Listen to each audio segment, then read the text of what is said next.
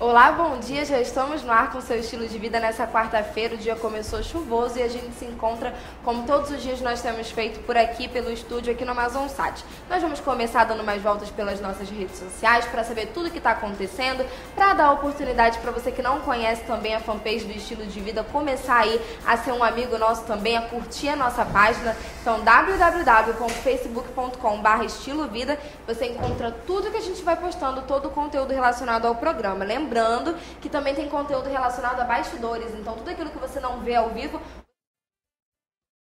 significa que o programa não acaba depois que a gente sai do vivo, não. O programa permanece através das nossas redes sociais e é por lá que você pode também fazer a sua interação. Você pode continuar interagindo com a gente através do nossa fanpage. E além disso, a gente vai postando dicas de saúde, o teaser também da nossa matéria, essa é uma matéria super legal que a gente está preparando assim para a época da Páscoa, sabe? Tá chegando, sexta-feira é feriado e a gente está preparando essa delícia. E se você é um amante de chocolate, eu acredito que seja até um pouco de sofrimento para você que está tentando fazer a dieta ou que tenta manter essa vida saudável, quando dá uma olhadinha nesse teaser aí, quando dá uma olhada nessa matéria. Mas mesmo assim, a gente vai te apresentar os benefícios também que essa alimentação pode trazer, que esse alimento que é o chocolate pode trazer para nossa saúde. E além disso, estamos procurando também outras opções para você, por exemplo, que tem alergia a glúten, que é intolerante à lactose. Será que tem uma solução para você que gosta de chocolate, mas tem essas particularidades? Existe sim, e se você quiser saber é só assistir ao programa de sexta-feira. E além disso, você vai encontrando as nossas fotos, os nossos looks do dia e pode mandar também as suas sugestões.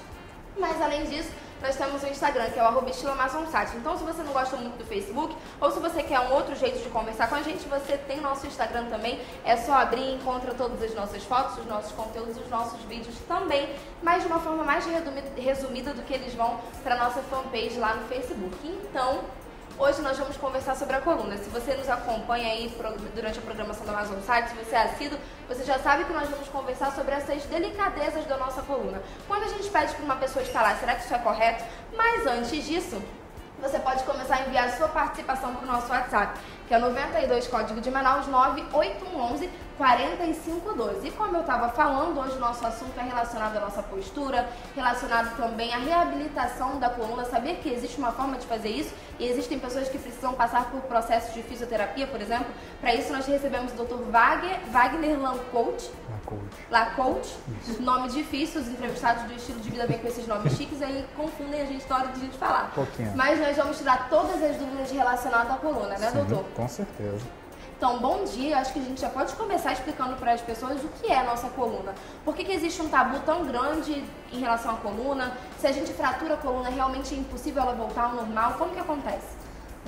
A nossa coluna ela serve como uma base de equilíbrio e sustentação para o nosso corpo. Ela é como se fosse o eixo central do nosso corpo. Então, como você perguntou, para que a coluna é importante? A coluna ela é importante para ela dar essa estabilidade geral para o nosso corpo realizar todos os tipos de movimento. Como, por exemplo, você conseguir ficar em pé. Então, a gente pode dizer que é como se fosse ela faz parte da estrutura do corpo. Sim, com certeza. Então, ela está sempre apoiando, né? Ela é o eixo de sustentação desse apoio, que ela é composta. Ela termina de ser fixada por uma cinta protetora, digamos assim, que depois eu posso falar um pouquinho de como que ela é importante, principalmente para reabilitação e exercício. Quando a gente precisa de uma reabilitação, significa que alguma coisa aconteceu. Sim. Pode ser algo um pouco mais sério, como uma hérnia de disco, uma protusão, ou, como você mesmo citou, uma fratura. Ou pode ser alguns problemas mais simples, como uma leve lombalgia, uma leve dor na costa, que ela pode ser caracterizada como aguda, que dura mais ou menos uns 2 meses, e como crônica, que pode durar a vida toda. É comum nos idosos, é comum nas pessoas que são novas ainda? Quais as pessoas que podem ser atingidas por esse problema? Hoje esse tabu de as pessoas idosas são mais acometidas com problema na coluna caiu por terra. Por quê? Se nós formos prestar atenção, como é que você fica no seu celular? Normalmente é assim, né? Como é que seu pescoço está? Para Abaixado. frente, né? Isso. Então você já está levando uma pressão para essa região da sua coluna. Hoje a gente dirige muito, a gente se estressa muito, então está cometendo tanto jovens quanto idosos, adultos de forma geral. Então, na realidade, essas práticas, digamos que os hábitos que nós temos no dia a dia já são suficientes para fazer mal para a nossa coluna. Sim, sim. E é importante. Como que uma pessoa sabe, por exemplo, a postura correta que ela precisa parar ou que ela precisa sentar? Porque, às vezes, a postura correta, ou que dizem ser correta, até incomoda, né? E a gente não consegue se manter naquela posição por muito tempo. Mas aí é que tá. Por que incomoda a postura correta? A postura correta, ela incomoda porque você não tem o hábito de ficar naquela postura. Um exemplo, nós temos músculo na parte anterior do corpo e na parte posterior do corpo. Se esse músculo da parte posterior do corpo estiver forte, como é que você vai ficar? Nessa posição. Se ele estiver fraco, a parte anterior vai trabalhar mais e você vai ficar nessa posição. Então, se a parte da frente é mais forte e você ficar nessa posição, você vai ficar 30 segundos e vai cansar e vai doer. A parte correta de você sentar tem 2 ossinhos no bumbum. É você ficar sentado em cima desses 2 ossinhos, ereto, esticado, joelho a 90 graus, esticado, de preferência com os 2 braços apoiados, principalmente se a pessoa estiver trabalhando. Aí se a pessoa estiver trabalhando, ela trabalha muito tempo em escritório, algo do tipo, ela tem que estar no joelho a 90 graus, ereto, com as costas apoiadas, cotovelo apoiado, monitor na direção dos olhos. Ela não pode estar nem olhando para cima e nem olhando para baixo, que pode vir a causar dor nela. Quais são as lesões mais perigosas relacionadas à coluna? Aquela que, quando chega no seu consultório, você diz, meu Deus do céu, não acredito que foi essa lesão que você conseguiu trazer para mim. Eu digo assim, que não existe uma lesão mais perigosa. Existe a sintomatologia mais perigosa. Por quê? Um exemplo. Às vezes a pessoa tem uma leve protusão na coluna e tem uma irradiação até a ponta do pé ou até a ponta do braço. Às vezes ele tem uma hérnia de disco muito grande e ele tem o mesmo sintoma. Mas assim, se for pensar em termos de mais perigoso, seria uma hérnia extrusa mesmo, que é o pior tipo de hérnia que tem, hérnia extrusa sequestrada. É quando o núcleo pulposo do disco vertebral sai e escorre para dentro do canal medular. Que seria a hérnia normal, aquela que a gente escuta sempre, que seria a hérnia de disco? Vamos pensar num babalu? Tem o chiclete babalu, né? Imagina que esse chiclete do babalu está no meio do seu dedo. Quando você vai pressionar ele, o líquido não vai para um lado ou para o outro. Digamos que quando ele for para um lado e aquela borda fibrosa que ele tem faz uma curvinha, a gente tem uma protusão. Se você apertar um pouquinho mais esse babalu, o que esse líquido vai fazer? Ele vai furar, não vai? Quando ele fura, a gente tem uma hérnia de disco. Se você apertar um pouquinho mais e todo aquele líquido que está dentro do babalu escorrer, a gente tem uma hérnia de disco sequestrada.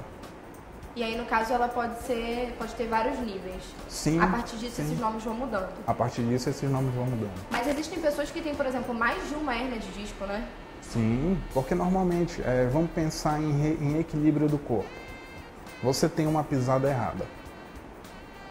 Essa pisada vai levando alteração para o seu corpo todo. Então, ela vai levar um problema para a sua lombar ou para a sua cervical. Se você já tiver uma predisposição, você vai ter um problema, depois outra hérnia, depois outra hérnia.